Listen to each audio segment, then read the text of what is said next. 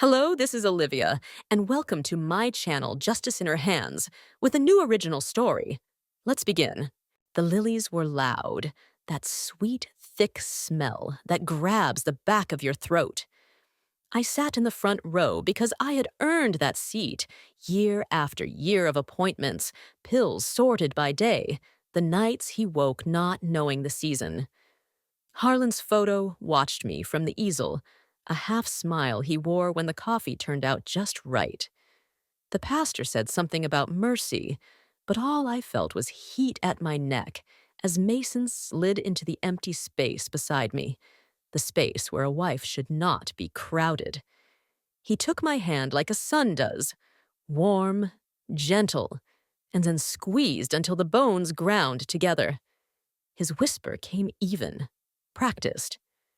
"You're no longer part of this family."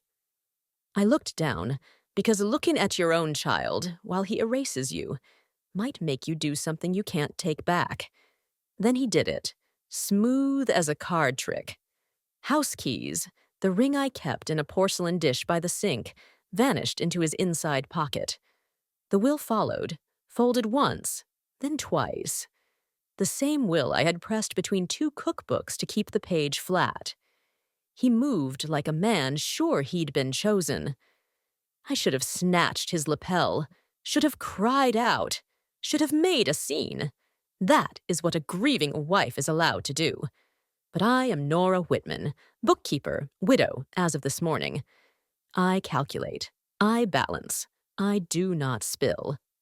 I stood. The pew creaked, heads turned. The pastor paused mid-prayer. The organist's foot hesitated on a pedal. I leaned as if to kiss Mason's cheek, like a mother thanking a son for his comfort. My fingers slipped into his coat and left behind a thing the size of a coin, warm from my palm, smooth as glass, the kind that listens and remembers where it has been. He didn't notice. Why would he? Men like my son forget the weight of anything they take. Outside, the air was cold and wet enough to pinch. Betty Jo waited beneath the portico, a dark dress and a sensible scarf, old church friend, and the only person I let see me without the brave face. "You all right, Nora?" she asked, and I heard how brittle my breath sounded. The door behind us muffled the choir. Someone in there cleared a throat like a judgment. "I'm fine," I said. And it came out wrong, too stiff, too polite. I could feel my pulse in my wrists, that tiny hammer under skin. The old ache of wanting to be loved by your own boy, knocked once, twice. Then the other feeling took its place, quiet, heavy, steady as a ledger line. The house is not a trophy. It is the roof over my winters, the place where Harlan's laugh still lives in the hallway. My name on the deed is not a courtesy. It is the truth. Betty Jo touched my shoulder. "If you want to go back in, I'll walk with you." "No," I said, and tasted the metal of it. "We're going to the car, then to the bank. Then I call a lawyer." The plan formed the way frost forms on glass, delicate at first, then certain. Inside the chapel, people would say I'd made a scene by leaving. Let them.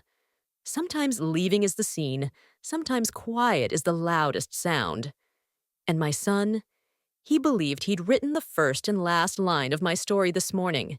He does not know I just picked up the pen. Don't forget to subscribe to the channel and comment where you're watching from.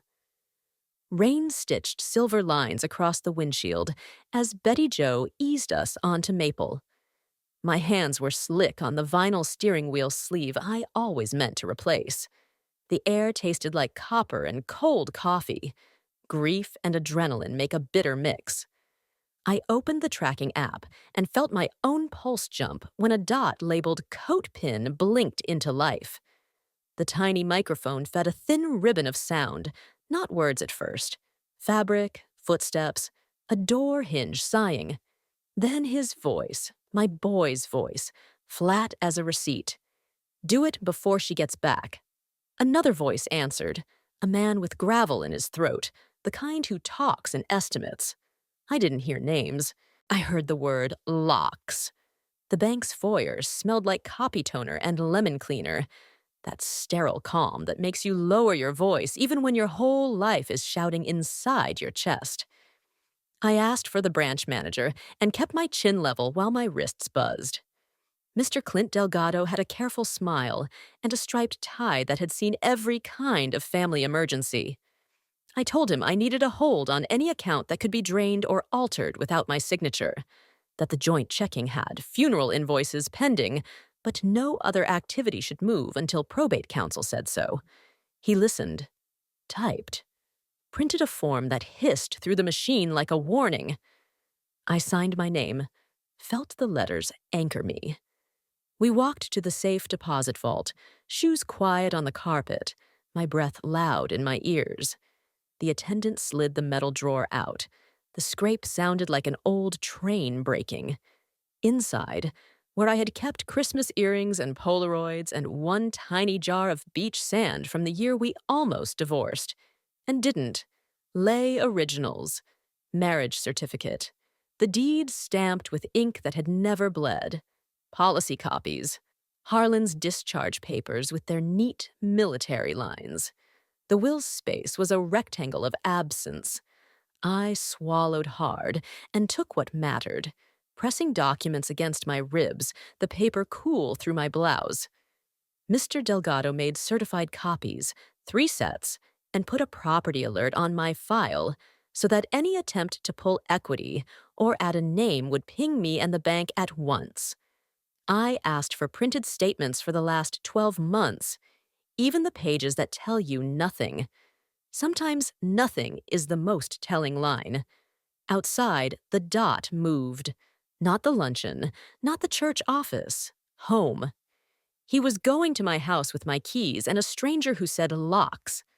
I called a probate attorney a choir friend once whispered about when her brother became greedy. Avery Nolan. A name that sounded like a hinge that would not squeak. The receptionist offered Monday at 9 and gave me 2 instructions that felt like stitches holding me together. Document everything, and do not leave the house unoccupied without someone I trust watching it. I bought a small spiral notebook in the bank gift alcove with a picture of a lighthouse on the cover. I dated the first page and wrote, Day 1, funeral day, keys taken, will taken, lock attempt underway. The pen left a deep groove. By the time we turned onto Sycamore, a white van with magnetic letters I refused to read sat crooked at my curb. Mason's sedan nosed up my driveway like it had every right to be there. The tracker fed me breath and confident footsteps. My chest fed me a drumbeat I could feel at my teeth. My first thought was to walk in and make myself taller with rage. My second thought was the better one. Keep my voice. Keep witnesses. Keep the law on my side. Non-emergency, I told Betty Jo, and she handed me the phone without a word. I explained I was a title holder. I feared an unauthorized lock change. I requested a civil standby so nobody could call a mother hysterical for defending her door. The dispatcher's voice was plain as bread. An officer would roll by. I stepped out before the squad car arrived. The air carried wet asphalt and cut grass. Somewhere a neighbor's dryer vent puffed warm fabric softener. The locksmith's assistant had a tool roll on my porch rail. No work proceeds, I said, steady as I could manage, until you have written authorization from the owner of record. He blinked and glanced toward Mason. I took the deed copy from my bag and let the paper catch the light. The assistant looked at the seal like it might bite him. He paused. Good men pause when they see proof. Mason finally faced me, rain stippling his suit. He looked like his father in the jaw, but not in the eyes. Mom, he said, soft enough for the porch. Don't make this harder. It was already hard. Hard is not the same as wrong. I felt my shoulders square. A quiet miracle after a day that had tried to fold me in half. The officer turned the corner, blue lights off, presence heavy, the van doors closed, the assistant backed down the steps with his roll. The moment did not make me win, it made me visible. That is different and necessary. Betty Jo stood a step behind me, close enough that I could feel the warmth of her. The dot on my phone didn't move. The recorder breathed, waiting. I breathed too. Sometimes that's the bravest first move. The officer's uniform carried the damp smell of rain and nylon, and when he stepped onto my porch, the boards gave that old familiar groan like they remembered my weight. I said my name, said I was on the title, and handed over the copy with the seal that catches light like fish scales. Mason tried to talk over me in that calm, reasonable tone that men use when they want you to feel smaller. He told the officer there was a will. He said Dad wanted things handled, as if that made the law change its shoes. The officer glanced at the paper, then at me. "Ma'am, it looks like a civil matter, but nobody changes locks without the owner present and consenting." He said it like a fact he could set his coffee on. The locksmith's assistant looked relieved in a way that made me like him. He handed me a card from a pocket notebook with his company name in block letters and apologized to the heir. I took the officer's card, too, and wrote today's date and funeral day, lock attempt, across it, then clipped it into my lighthouse notebook. I asked how to get the incident report, and he told me to call records on Monday morning. Monday at 9 already had a name in it. Avery Nolan. The shape of a plan steadied my hands. I asked the officer to note that I presented the deed and requested no lock changes until probate counsel could verify the status. He nodded. "You did right to call," he said, and I felt something unclench beneath my ribs. Not victory, just ground. Mason turned his face away like the sun heard it. "Mom," he said, quieter now, "this could have been simple." I let the words sit between us. Simple, like a dull knife. I thought about the mornings I packed his lunch with little notes, and the nights I drove across town to bail him out of tight spots he had made with his own impatience. I thought about Harlan, how he taught our boy to check the gas cap twice, because a loose cap can make a light blink and scare you. I wanted to touch Mason's cheek and ask what happened to the boy who cried when he found a sparrow on the sidewalk. I did not. Love can sit with consequence. Both can be true. Inside, the house had that cool after-rain quiet damp edges and the lemon oil I used on the banister. I locked the door and slid the chain, then pressed my ear to the wood until I heard them drive away. Betty Jo put the kettle on without asking, the way friends do who know more of your history than your mirror does. My palms still tingled from adrenaline. The teacup warmed them. When my breath evened out, I opened the tracking app, swiped the archive, and downloaded the audio file into a folder on my laptop labeled Estate Nora. I listened to those first minutes again. The sentence, "Do it before she gets back," and marked the timestamp in the notebook. I wrote down the locksmith company name, too, and the color of the van, and the way the assistant's shoes squeaked on my porch. Details are a net. They catch what the big strokes miss. Betty Jo watched me make that list and nodded as if each line was another stitch pulling a torn seam back together. "You want me to stay?" she asked. I looked at the empty chair where Harlan used to tie his shoes, at the photo of our backyard tomatoes lined up like red coins on the counter from last summer. The house felt like a held breath. "Yes," I said. "Tonight." The word came easy. I called the county recorder and left a message about placing a fraud alert on the parcel. Then I emailed the title company, attached the deed, requested a note in their file about any attempted transfer or encumbrance without my written consent. I printed a copy of my driver's license and tucked it behind the deed so I could move faster when someone behind a glass window asked for proof. The tracker's dot left my street and settled 2 neighborhoods over. It sat. The microphone picked up the hush of a television and a muffled argument. Mason and a woman, young, quick voice, the kind that has not learned yet how paper outlasts passion. "You said you had it handled," she hissed. "I do," he said. I paused the file and closed my eyes. The guilt arrived right on schedule, heavy as winter. I am a mother before I am a plaintiff. I am also a widow with a roof to keep.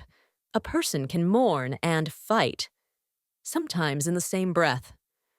I walked the perimeter of my house while the kettle clicked itself cool, fingers grazing the window latches, the back door deadbolt, the little stick Harlan cut to sit tight in the patio track. I turned on the motion lights and left the hall lamp burning. The glow threw long bars of light across the floorboards, and for a moment, my shadow looked taller than I remembered. That felt like a sign I could choose to believe.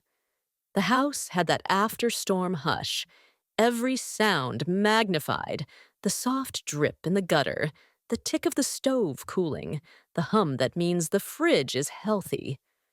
I laid the deed and bank copies on the dining table, like a place setting, and sorted my new Lighthouse notebook into sections with sticky tabs: timeline, contacts, audio, property.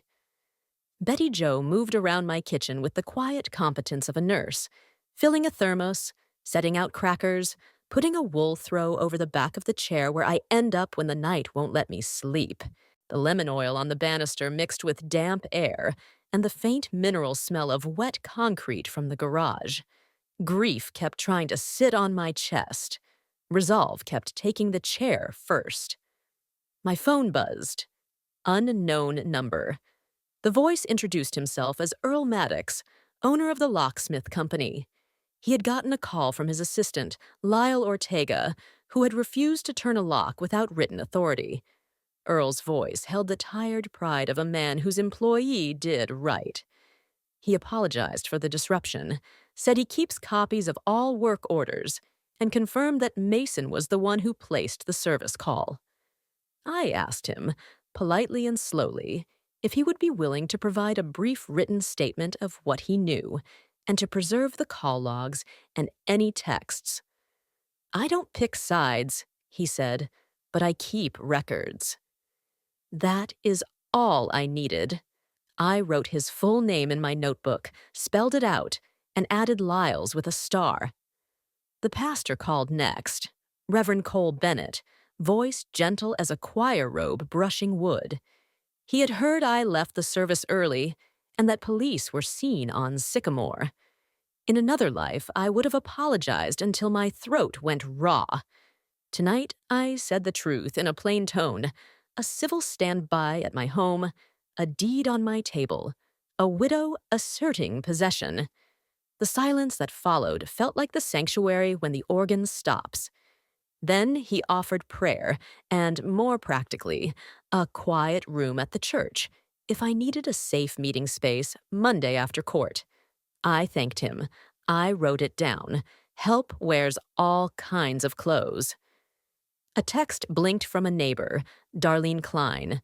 A screenshot from the neighborhood app. Police on Whitman's porch. Anyone know why? The thread ballooned with guesses and advice, and that particular salt of curiosity. Reputation is a door that can slam quick. I logged in and wrote a single 2-sentence post, precise and bloodless. Owner is present. No lock changes are authorized. I attached a photo I had taken of the deed beside my driver's license, with the date written on a sticky note. The comments slowed. Not everyone needs the story.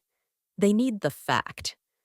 The tracker dot held steady at an apartment complex built out of red brick and impatience. Through the tiny microphone, a television murmured, and a woman's voice, young, clean edges, said, "You promised." Mason's tone was the one I used to hear after teacher conferences, all certainty and a little shame. I said I've got it. A chair scraped. Ice clinked in a glass. Then a word that slammed me colder than the rain had. Notary. I felt my pulse in my gums, the way you do after biting your lip too hard. Notary means journals and stamps and logs that live longer than arguments. I wrote the word in my notebook and underlined it twice. I do not accuse. I prepare. Betty Jo brought me the thermos and, like she was reading my mind, asked for envelopes and stamps. We printed a one-page notice revoking permission for any person, including family, to enter or alter the property without my express written consent. We slid a copy into a clear sleeve and taped it to the inside of the glass at the front door with blue painter's tape so it would not peel the finish. I took a photo with the porch light on and my watch face in the corner, time bright as proof. Another copy went certified mail to Mason's address. A third sat in my binder under property. I walked the hallway where the photos live. Harlan in a cheap suit outside the county courthouse the day we signed our first mortgage. Mason open-mouthed at a birthday cake, cheeks sticky with frosting, me holding a string of tomatoes like rubies. Before, people called me honey in grocery aisles and asked after my husband. After, a locksmith waits on my porch while my son pockets my keys. I stood there, feeling both timelines, and let the ache move through me without taking the wheel. Love is not a free pass. It is a truth I carry alongside another. My name is on this deed. After midnight, the rain thinned to a mist that made streetlights look like halos that had seen too much. Betty Jo dozed in my armchair with a blanket over her knees, one sensible shoe dangling. The house held its breath the way a room does after someone says a hard truth. I sat at the dining table under the brass pendant and sorted the day into piles until the paper stopped shaking in my fingers. Deed copies, bank alerts, the officer's card, Earl's statement request. On my laptop, I created a folder called Estate Chain, and inside it, a subfolder named Audio Originals. I dragged the tracker file in and made a duplicate labeled Working Copy, then wrote in my Lighthouse notebook, Preserved Master Intact. All edits to copy only. The ink bit into the page. Order is a kindness you can give your future self. The dot on my phone twitched, then slid across the map toward Glade Avenue, the strip of red brick shops that sells postage, lottery tickets, and the idea of convenience. The microphone caught an outside chime, the kind that sings when a door opens and closes. A young clerk's voice, warm and bored. Notary on weekends is hit or miss. Then Mason, polite enough to be dangerous. We just need a quick sign. He did not say what. He did not need to. My nails pressed crescents into my palm, old habit from long ago PTA nights. We missed her, the clerk went on. Try morning. A bell trilled again. The file turned to air and footfalls, then a car door, and the hollow thud of the steering wheel getting a little punishment it did not deserve. I almost woke Betty Jo and said, Let's go. Let's sit under those cold lights with stale pens chained to the counter and wait for my son to walk in with a stranger and a paper that doesn't belong to him.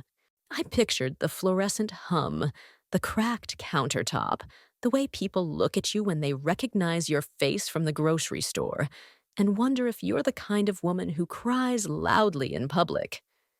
The urge to stop it now rose hot enough to sting my throat. But another voice, my own, older, the bookkeeper who reconciles ledgers to the last cent, spoke back. Keep the tape clean. Keep the chain clear. Do not tip the hand you just learned to play. I pressed the phone's side button and let the screen go dark. Not yet. Tomorrow in daylight, with witnesses and letters and sunlight on every inch of it. I chose the long route on purpose. I made tea that tasted like pennies and orange peel and recorded a sworn statement into my phone's voice memos while the old wall clock said nothing helpful. I said my full name, today's date spelled out, and the sequence of events from the pew to the porch to Glade Avenue. I described the item I placed in Mason's coat in the vague terms my lawyer would appreciate. A lawful personal safety device that captures audio, and noted that the original files had not been altered. Then I emailed the memo to myself, to Avery Nolan's intake address, and to the church's shared office inbox with a subject line that read, "For safekeeping, time sensitive." Reverend Cole would understand the quiet favor I was asking, to be a vault for a night. The neighborhood app pinged again. Someone had posted a grainy photograph of the white van and my porch, comment count rising like yeast. I breathed and wrote one more measured reply. "Thank you for your concern. Lawful ownership is intact. No assistance needed at this time." Within minutes, Darlene replied with a short line that folded around me like a quilt. "Standing by if you need me, Ms. Whitman." Before, the neighborhood waved, asked after Harlan, carried casseroles. After, they tilt their heads and ask what really happened. Tonight, one neighbor used my name like it mattered. It did. Near dawn, the house smelled faintly of toast because I forgot the kettle on once, and the heat kissed the crumb tray. The mist had turned to a low gray lid over sycamore. I checked the back door, the patio stick Harlan cut, the motion lights. When I passed our wall of photographs, I stopped at the one where Mason is 5 and sunburned, grinning wide, a watermelon slice bigger than his face. There is a seed on his chin. You cannot press a picture to your chest and have it change the present. You can remember it as one true thing among several. Love and boundaries can live in the same house. This is the line I kept repeating in my head as the clock picked at the minutes. Morning came gray and low, the kind of sky that sits on your shoulders. The house smelled like damp oak and the ghost of last night's toast. Betty Jo handed me coffee in my travel mug and one of her oatmeal cookies wrapped in a paper towel like a field dressing. On the table, my notebook lay open to a page that read in block letters. Glade Avenue. Ask for manager. CCTV, notary name, commission number, receipts. I tucked the preservation letter into a manila envelope, felt the smooth press of the seal under my thumb, and slipped the deed copy and my driver's license behind it. My heart thudded steady and a little fast, like it knew it had a job. The bell at the shipping counter gave a friendly chime that did not match the way my stomach swooped. Fluorescent lights hummed. The air held a mix of toner dust, overbrewed coffee, and cardboard glue. A young clerk with a name tag that read Finn looked up with Sunday patience. "Manager on duty is Marla," he said, and pressed a button under the counter like calling a small elevator. Marla Joyner appeared with a cardigan the color of the wheat and the unbothered face of someone who has seen every flavor of hurry. I introduced myself, stated my request, in a voice that sounded like a line leveled with a bubble. "Please preserve CCTV covering yesterday evening and today, particularly the notary station, entrance, and registers. Please retain notary appointment logs. Please accept this evidence preservation letter and sign my duplicate acknowledging receipt." I did not say my son's name. I said a family member and watched Marla's eyes soften, but her mouth stay professional. She read the letter top to bottom, initialed every page without rushing, stamped the bottom with a rubber date that thunked through paper into soul, and signed the duplicate so neatly it made me want to straighten my spine. "We retain for at least 72 hours absent a request," she said. "Longer with one." I slid the duplicate into my notebook under a tab marked Store. I asked who performed notary services. "Cynthia Lowry," Finn offered, Commission number posted on the plaque by the pen chain. The plaque's gold paint had been fingered by 100 nervous thumbs. I copied Cynthia's number into my notebook and asked Marla to place a note to preserve her notary journal entries for any walk-ins today and the previous evening. Marla nodded, turned the counter calendar toward me, and wrote "Hold logs" in tidy square letters. Paper, pen, stamp, initials. A ritual you can trust when people cannot be trusted. The tracker dot on my phone crept toward us like a second hand you suddenly notice. I felt it before the bell chimed again. A familiar gait. The cadence of breath you carry in bone even when you do not want to. Mason. He came in with the young woman whose voice I had heard in the audio. Sharp ponytail, a purse that tried to look like it was not worried. My lungs forgot the order of things for half a beat. I stepped back from the counter, angled myself by the rack of padded envelopes so I could see without being a storm. Betty Jo shifted just enough to stand where I could reach her hand if I needed to remember I had one. "Can we get a quitclaim deed notarized?" the young woman asked, brave in the way you are when you do not know the edges. Finn's friendliness dimmed a shade. "We don't provide legal forms," he said carefully. "And we can only notarize signatures for people who are here, presenting ID." Mason's tone spread smooth as butter on a too-cold roll. "It's straightforward," he said. "My mother won't be a problem." The word mother slid around the room like a marble underfoot.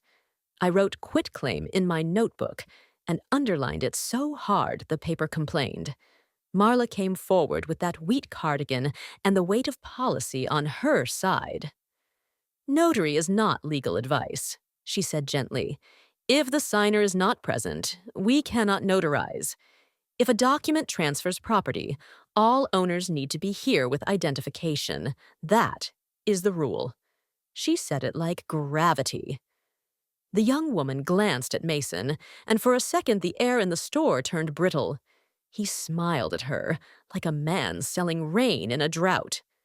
"We'll come back," he told Marla, and the bell chimed their exit as if it were glad to help. I did not speak. That was the work. My hands found each other in my coat pockets, felt for the edges of the lighthouse notebook, came back with the outline of a lighthouse and the word "hold." Outside, a bus hissed at the curb, hot brakes meeting cold air. My mouth tasted metallic and sweet, like the moment before a nosebleed. The tracker dot drifted away down the map. I thanked Marla for her time. "We'll be expecting a formal subpoena," she said, not unkindly, as if Monday had already arrived and she had laid out its clothes. "You'll have it," I replied, and heard my voice land on the counter with a small, convincing thud. We stepped into the street. The wind lifted the edge of my collar. The coffee in my cup had gone mean. Across Glade Avenue, Mrs. Roscoe from choir pretended to check her receipt and looked straight at me. Before, she hugged me outside potlucks and pressed leftover rolls into my hands. After, she weighed what she had heard against what she saw. I nodded once, polite as church, and kept walking. Reputation is a ledger, too. Today I was making entries. Afternoon light slid across my dining table like a ruler, measuring what I had left. Betty Jo fed paper to the printer while I labeled folders with the steadiness I usually save for tax season. The house smelled like cardstock and lemon cleaner, the clean scent of order. I pressed my thumb to each tab, CCTV, notary, locksmith, bank, and felt my pulse slow to something I could live inside. The tracker dot idled across town, then angled toward our street. I heard the porch sensor click before the bell ever thought about it. Wind tugged at the wreath so it tapped the glass 3 soft times. I left the chain in place. When I opened the door, a sliver, cold air and my son's cologne came with it, cedar and something sharp. His smile had edges. "Mom," he said, voice pitched for neighbors. We should handle things privately. No need to drag outsiders in. The recorder in his coat breathed. The door camera's blue light blinked once, proof that did not raise its voice. I felt the old reflex rise. Let him in, make coffee, smooth this over with softness that always cost me later. I kept both hands on the door. Put your request in writing, I said, and heard how even I sounded. Address it to counsel. The word counsel put a new shape on his face. You do not need a lawyer, he said. Dad wanted me to handle it. There it was. That sentence polished like a trophy. Then it will hold up anywhere, I answered. Between us, the chain looked like a quiet boundary finally doing its job. He leaned closer and lowered his voice. If you make this public, he hissed, it will hurt you more. The porch light hummed. My mouth tasted like a penny. I already am public, I said, and closed the door to the width of the chain, a small motion that felt like a new spine. He lingered. Then the steps creaked his retreat. The tracker dot slid back to the curb. Betty Jo exhaled from the hallway like she had been holding her breath for a century. We watched through the side window as Mason stood in the gray light, phone to his ear, nodding to someone I could not hear. The recorder caught 3 words I wrote down before my hand could shake. Mobile notary, tonight. The urge to run after him climbed my throat. I swallowed it with water that tasted faintly of copper, and instead opened my laptop. I saved the door camera clip to the Audio Originals folder and typed a line for Monday's packet. Refused entry, requested written communication, threat implied, mobile notary mentioned. The room felt taller. My hands were still. Finally. Outside, the wind changed, and the wreath tapped the glass once, like a small, decent applause. I signed the letter to Mason with a pen that wrote darker than it should, the nib digging a groove into the fiber like a plow. All communication through counsel, it said, no consent to entry or transfer. I scanned, emailed, printed, and slid the certified mail receipt into a sleeve where it shone like a small rectangular shield. On my phone, the tracker dot swam toward the highway and then down to a strip of storefronts that sell phones, smoothies, and the idea that errands can be kind. I heard a door chime and the ambient hiss of a cappuccino wand. Milk screamed softly. Betty Jo and I sat 2 parking rows back in her sedan that smells always faintly of peppermint and hand lotion, the dashboard sticky, where she once left a cherry cough drop. The heater blew warm air on my shins. I kept the window cracked to listen for my own steadiness. The audio unspooled into voices I did not know. One brisk, professional, carrying a smile I could hear. The other, my son's, smooth enough to pass for reasonable. I'm Tessa McLean, the woman said. Mobile notary. She sounded like a person who keeps a clean trunk and a full gas tank. Papers slid. A pen clicked. We'll need Ms. Whitman present, she added. The we doing a lot of good work. She is, Mason said, too quickly. A chair creaked. Someone's purse zipper whispered impatience. She stepped out, the young woman murmured, the same bright voice from last night, now dulled at the edges. She'll sign what's needed. Tessa's next words landed like flat feet on a wooden floor. Not how it works. There was a pause long enough to taste. I felt my breath skip, then return as if it had gone to fetch itself. Tessa continued, unruffled. If it's a quitclaim on Sycamore Street, all owners must be present with valid ID. I'll also need to see the unaltered document before any signatures. No copies. The barista called out a latte with an extra syllable in the name the way baristas do when gossip is within reach. Chairs scraped. My son lowered his voice, and the microphone dipped with him. She's too upset to come in, he said. It's better for everyone if we just. The voice in me that still counts Mason's freckles bristled at the word everyone. Tessa's tone didn't change. I'm not your everyone, she said. Without Ms. Whitman, I cannot proceed. A hiss of frustration. Ice rattled in a plastic cup. The young woman tried a different key. Could you at least notarize an acknowledgement? He can take it to her. Tessa's answer came wrapped in patience I wanted to borrow. No pre-stamping, no blank instruments. That's a bright line. The tracker caught the sound of a business card leaving a stack. If Ms. Whitman wishes to schedule a proper appointment, I'll meet at a public location with adequate light and witnesses. Otherwise, this ends here. I wrote her name in my notebook in letters so tall they looked like flagpoles and underlined twice. Through the windshield, I saw them, Mason with his jaw set, the young woman with a ponytail that did not want to be in this story, push through the door, bell chiming like a nervous laugh. Mason's eyes flicked across the lot.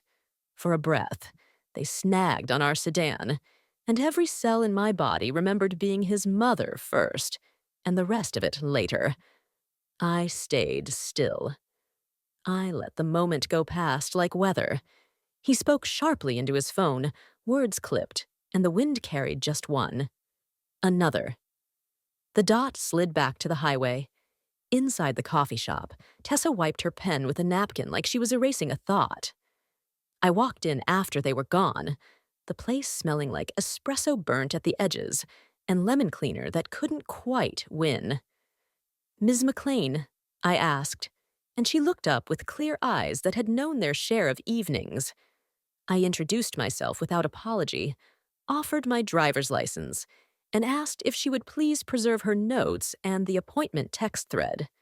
She nodded, composed, slipped her card into my palm. I'm just not risking my commission for a rush, she said. A small smile that wasn't unkind. You're doing fine. The words landed softer than any hug would have. In the parking lot, the clouds lowered until everything felt the same shade of pewter. Betty Jo squeezed my fingers quick and sure. He's going to keep trying, she said. It wasn't fear I felt then. Not exactly. It was the awareness that sometimes a storm doesn't blow over. Sometimes you take out a plastic bin and label its lid. Storm. I buckled my seatbelt and watched the map again, the dot moving with purpose toward the county line. Let him, I said, voice steady enough to surprise me. We'll meet him in daylight. Avery's office smelled like copier heat and wool in winter. The waiting room carpet muted the kind of footsteps that think they're important.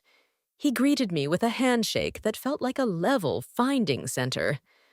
Betty Jo settled beside me, a small, steady lighthouse in a navy cardigan. I slid the manila folders across the table, deed copies, bank alerts, the officer's card, Earl Maddox's acknowledgement, Marla's CCTV receipt, Tessa's business card, my certified mail stub, and the lighthouse notebook with tabs that made a soft rainbow. Avery skimmed, fast and quiet, penciling notes in the margins with a fine line that did not waste ink. You did the hard part, he said, not like a compliment, but like a diagnosis. Now we keep the status quo and force production. He dictated letters while his assistant typed, a notice of representation to Mason, a demand to immediately return the house keys, and to bring the original testament. A spoliation hold to the locksmith company, Glade Avenue Management, and Tessa, a county recorder alert, asking them to flag any attempted filings, touching my parcel without my signature. He called the records desk for the incident number from the civil standby, and, almost kindly, booked a patrol officer for a community standby at a neutral site. Reverend Bennett offered the church hall? He asked. I nodded. Good. 2:00, bright room, lots of eyes. He looked at me over the rim of his mug. Do not argue. Do not negotiate. Let the paper and the tape do the talking. My throat tightened and then eased, like a door that finally found its hinge. We walked into the church hall just before 2 o'clock, the space smelling like orange cleaner and coffee that had been kept polite on a warmer.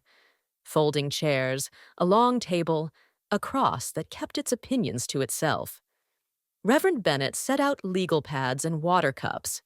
The patrol officer leaned by the exit with a body camera, blinking a small blue truth. Tessa arrived with her tidy pen case, eyes clear, commission card ready. I thanked her with both hands. "Paper remembers," she said, almost smiling. Betty Jo touched my elbow, a quick anchor. Avery arranged the documents like a quiet stage. My ID, the deed, the letters, the acknowledgments. He checked his watch and then the door. Mason answered the summons with a jaw like a shut drawer. The young woman trailed behind him, ponytail tighter, hope looser. He scanned the room, the pastor, the officer, Tessa, my folders, and performed surprise badly. "This is unnecessary," he said to the air. Avery did not look up from the table. "You were asked to bring the original will and the house keys," he said, voice even as a balanced ledger. "Please set them here for inspection." A ripple of murmurs ran through the back row, where two choir ladies pretended to relabel hymnals. Mason's hand went to his coat. Habit or guilt, or both. He produced the keys first, metal bright in church light, and placed them down with a clatter that sounded like relief wearing a disguise. Then he pulled out a folded document, twice creased, edges softened by pockets and bad intentions. He held on a heartbeat too long. "Chain of custody," Avery said, and nodded to Tessa. She opened a clear sleeve, dated a label in careful block letters, and waited. The patrol officer's pen clicked. The room's hush had texture. I could hear the faint hum of the soda machine in the hall and the rasp of my own breath in the back of my throat. Mason finally released the paper. Tessa slipped it into the sleeve without ceremony. "Original?" Avery asked, already knowing. "We'll see," Tessa replied, laying it flat. Mason tried to reclaim the moment with a script he'd practiced on someone more forgiving. "Dad wanted this clean. He told me to handle the house." His eyes skated over me and landed on the pastor, a safer audience. I felt the old ache flicker. My boy, my baby, with the watermelon grin. And then the newer truth settled. Love can stand beside a line that will not move. I rested my hand on the table, palm cool against laminate, and slid my phone closer. On the screen, a file waited. Its name ordinary as a grocery list. Glade Evening Extract. Forhay. Avery saw the motion and gave the smallest nod. "This is a voluntary turnover," he said to the room, to the record. "If anyone wishes to dispute what was attempted, we have contemporaneous audio and preserved third-party records. We can play a portion now or attach it to our filing." He let the offer sit in the air like weather you can see coming across a field. Mason's mouth went tight. The young woman's gaze dropped to the keys, then to the floor, like she had found the edge she could not cross. The patrol officer's camera blinked once, steady as a heartbeat. I looked at Reverend Bennett, then at Betty Jo, then at Tessa's patient hands. I felt both the tremor and the steel in my forearms. When I finally spoke, my voice did not break. "For the record," I said, "I am Nora Whitman. I live at Sycamore Street. My name is on that deed, and I am here." Tessa dated the sleeve, logged the creases and coffee shadow along the edge, and laid the will flat like a patient. Avery hovered a finger above the signature line, not touching. "Notarization appears regular," he murmured, "but this is not the whole story." He looked to me, then to the patrol officer. "For the record, ownership of the Sycamore Street residence is by survivorship deed. Upon Mr. Whitman's death, full title vested in Mrs. Nora Whitman. Any will language cannot transfer what has already transferred by law. The words landed with the calm weight of a statute book. A soft exhale moved through the chairs. I felt the tight band around my lungs loosen a notch. The house was already mine. Had been since dawn. Mason's posture faltered, then hardened. Dad told me, he began. Avery lifted a hand, not unkind. Feelings do not move title. He nodded at me. I slid my phone across the table, the screen a small, bright rectangle in all that church light. Avery tapped the file. Glade Evening Extract. Tessa checked the timestamp against her notes. The officer's camera blinked. The audio filled that white-painted room, the chime of a storefront, milk hissing, my son's voice. Do it before she gets back. Then the clerk. Notary on weekends is hit or miss. Then Tessa, clean as rain. Not how it works. No narration, no flourish. Just the sequence, stacked like bricks. Mason's jaw clenched, and the young woman beside him, she of the tight ponytail and thinner hope, closed her eyes as if she could rewind an hour and fold the day differently. Reverend Bennett kept still, hands folded, the way you do when storms pass overhead and you trust your roof. I tasted copper and coffee, that odd marriage grief makes in the mouth. For one swift second, I wanted to smooth it all with an old mother's lie, to say we will work this out at my kitchen table, honey. Then I remembered the chain across my door and how that small length of metal felt like a new backbone. I let the moment pass. I chose myself in front of my son. That choice lit me with a shame that wasn't mine, and a pride that was. Avery closed the phone, voice even. We will file an emergency motion preserving the status quo, enjoining any further attempts at transfer, and ordering immediate return of any estate documents. He looked to Mason. You have returned the keys. Thank you. The will goes to the clerk for imaging and back to secure custody.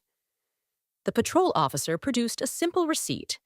Metal chimed as Tessa counted the keys. Front, back, garage, shed, and I photographed them beside today's date. Chain of custody, again. Brick by brick. At the courthouse annex, the hallway smelled like toner and old dust. The clerk stamped Avery's packet with an ink sound I will hear in my sleep. A judge in chambers read quickly, lips pressed thin in a face that had seen most things and believed a few. She signed an order that said in plain English, do not change anything, do not encumber anything, do not step across that threshold without permission. The bailiff's shoes squeaked. Paper traveled by hand to hand like a relay baton that would not be dropped. By dusk, I hired a licensed locksmith with a printed work order, a receipt, a witness, to rekey the house. The new locks turned with a clean, satisfying click, a sound that felt like waking up and staying awake. Betty Jo brewed coffee that did not scream, and Darlene from up the block carried in a pie with her chin high, as if to say, I saw the thread, and chose to stitch. On the porch, the wind found the wreath again. One tap, then another, an applause small enough to keep. Before I slept, I walked the hallway of photographs. Harlan outside the courthouse with a grin he tried to hide. Mason with watermelon cheeks, sunlight on his ears. Me with a line of tomatoes like rubies. I pressed the new key into my palm until the ridges mapped themselves into my skin. A mother can love a son and still lock her door. Both can be true. I turned off the hall lamp, and the house settled around me. Not like a fortress, but like a promise kept. I had placed a small, deliberate thing into a pocket. It had changed everything. And now, in the quiet, I wrote one line in my lighthouse notebook. I am still here.